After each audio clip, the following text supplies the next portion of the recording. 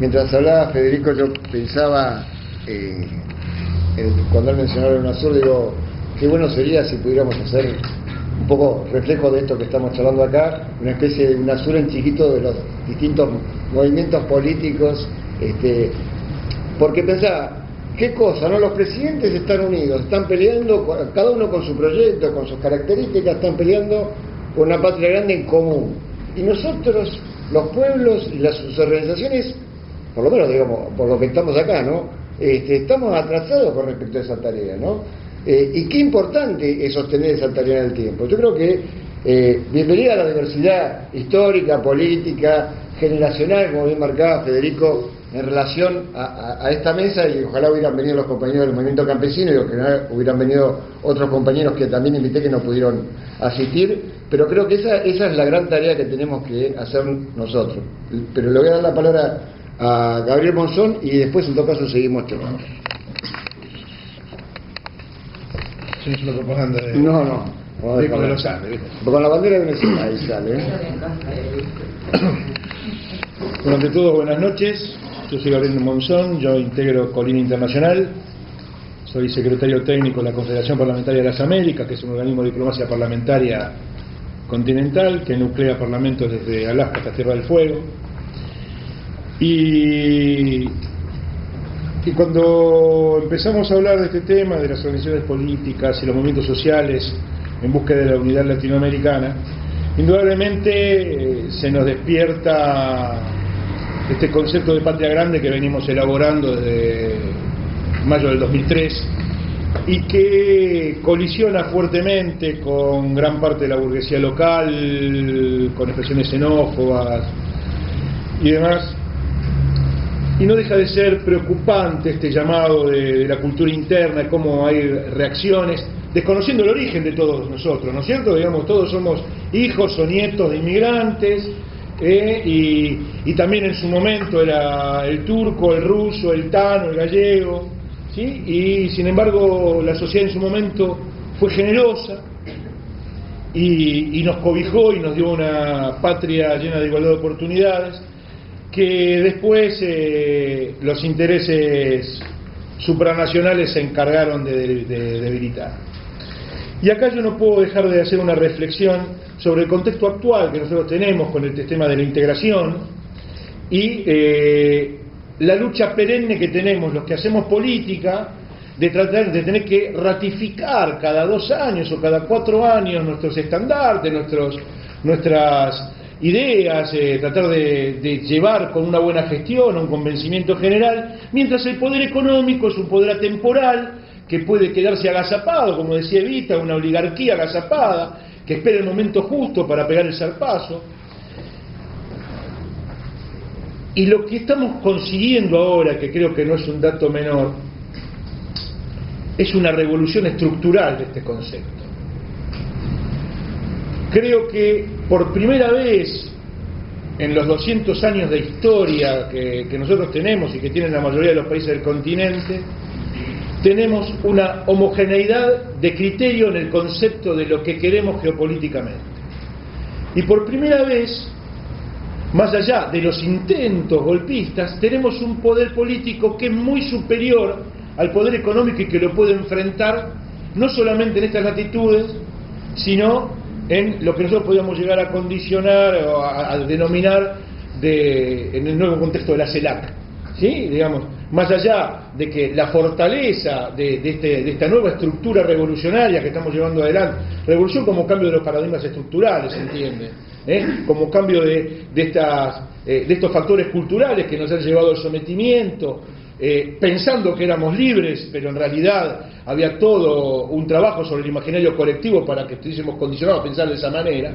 Este tipo de esta revolución que estamos llevando adelante, por primera vez puede enfrentarse a varios de los poderes constituidos a la vez. Y eso no es un dato menor. La Argentina creció con la felicidad del pueblo en 3 periodos de su historia, donde el poder político fue más fuerte que el poder económico. Fue con el irigoyenismo, fue con el peronismo y es con el kirchnerismo.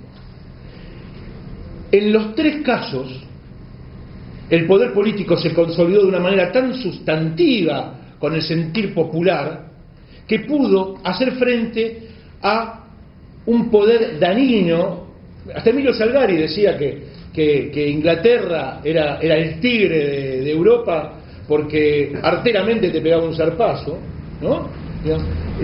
Nosotros podemos en este momento decir que tenemos que tener cuidado con la lucha que estamos viendo cotidianamente, porque la temporalidad del poder económico está siempre vigente. Y este es un dato que no es menor.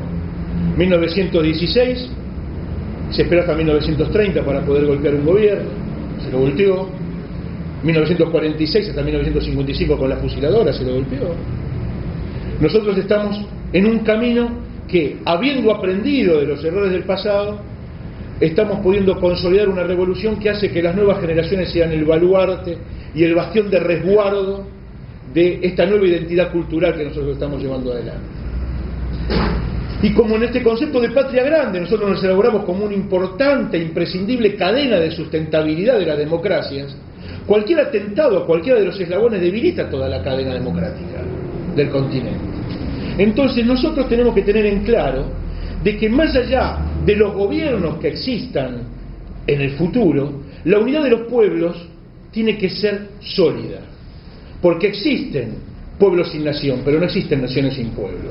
Y este es un tema que nosotros tenemos que tener muy en claro. Tenemos que avanzar hacia una consolidación de las redes sociales. No estoy hablando de la web, sino estoy hablando de las redes, de las sociedades, digamos, que nos permitan tener una identidad común para poder sostener esta lucha a lo largo del tiempo, más allá de las adversidades electorales que podamos llegar a tener.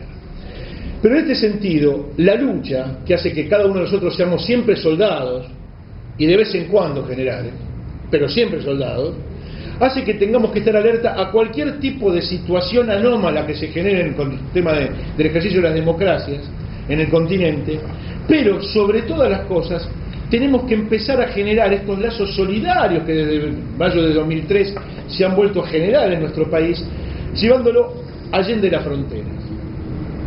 Por eso es importante la elección de Venezuela del 7 de octubre, por eso es importante pensar en febrero en Ecuador, por eso es importante las elecciones del año que viene en la Argentina.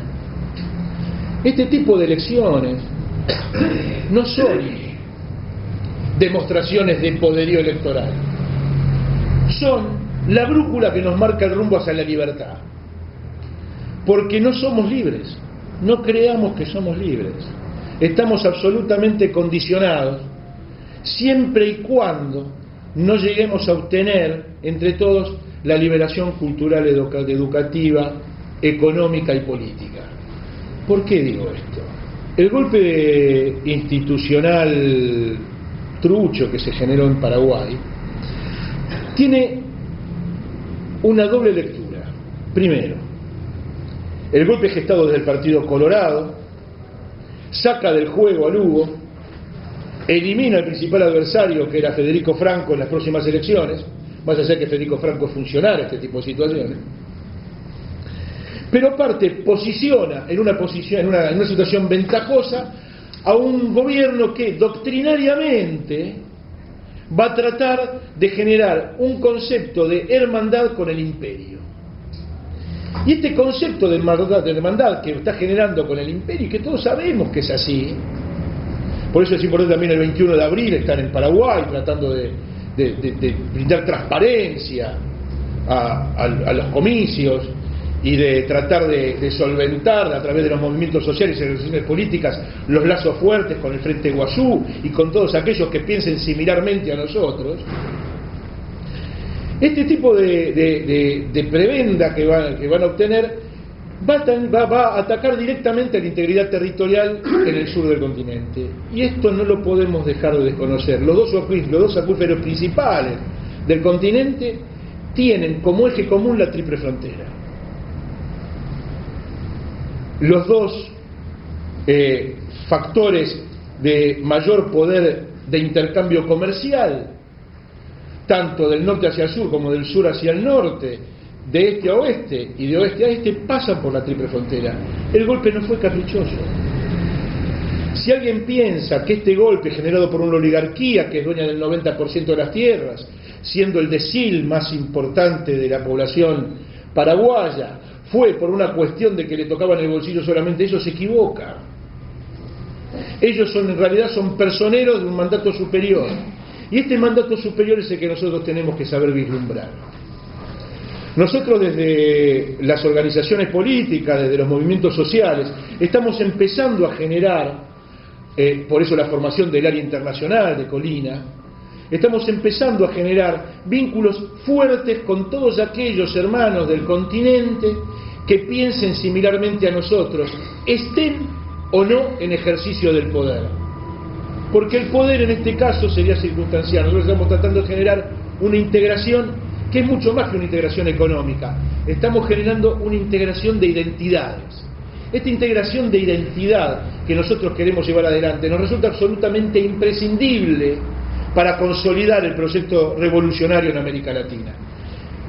Una América Latina que no nos pertenece, como diría Alicia Kirchner, sino que nosotros pertenecemos a América Latina. Y este delicado juego semántico tiene una profunda convicción filosófica. El ponernos como dueños de América Latina nos genera en una estructura débil. Nosotros somos latinoamericanos, tenemos un concepto que nos hermana con todas las fuerzas políticas del continente que piensen similarmente a nosotros, y no tenemos ningún tipo de derecho a apropiarnos de aquello que nos ha dado el sustento. Recién estaba él comentando el tema de las riquezas y los recursos naturales que nosotros tenemos y demás. Y no solamente vienen por eso, sino que vienen de una manera solapada para generar cada vez mayor dominación.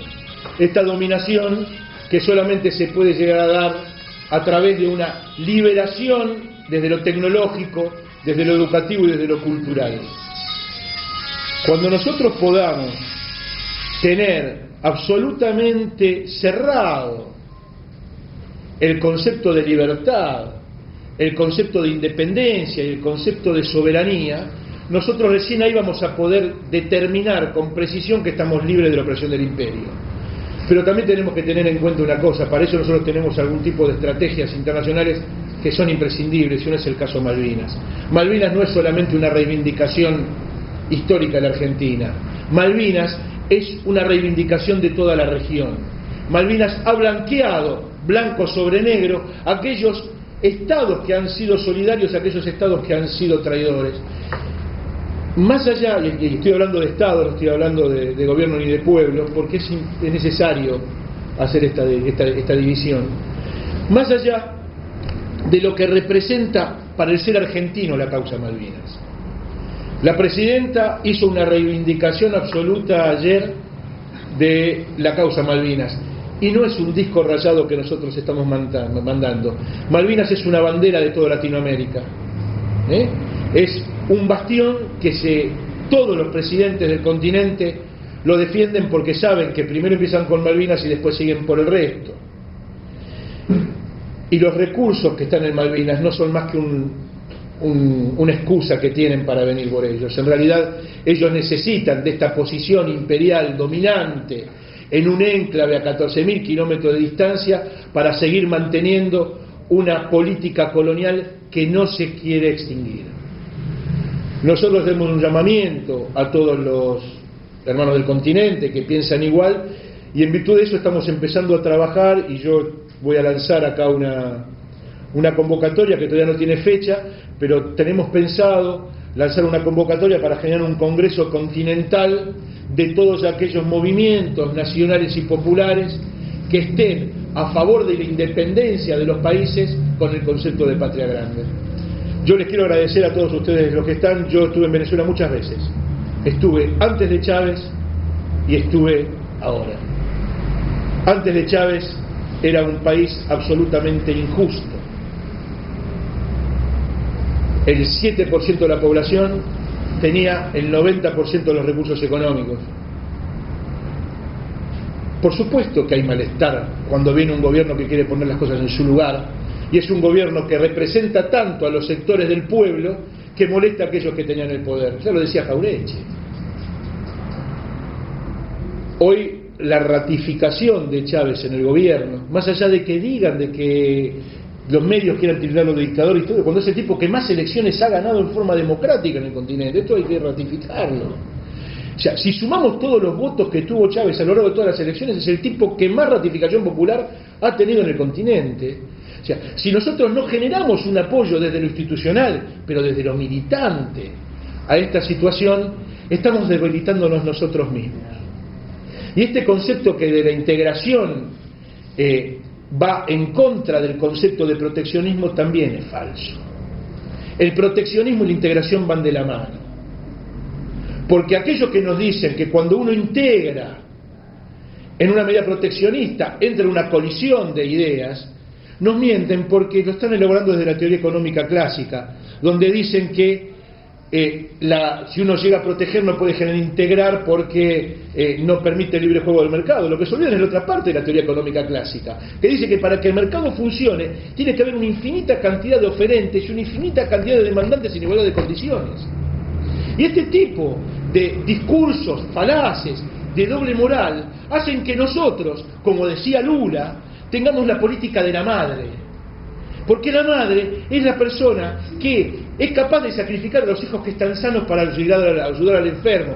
Primero le da al que menos tiene. Y nosotros, nuestros gobiernos, y no en vano está Cristina en el poder, tiene este concepto de madre. Nosotros hemos integrado y estamos ayudando a aquellos que fueron las víctimas de una época de mucho más de 10 años de políticas neoliberales y que hoy nosotros podemos estar llevando adelante acá y en otros países del continente en un concepto de homogeneidad intelectual que es lo que nos va a hacer, creo, y espero no equivocarme, invencibles. Y espero no equivocarme no por mí sino por mis hijas y espero que por mis nietos, que dentro de muchos años espero que los tengan.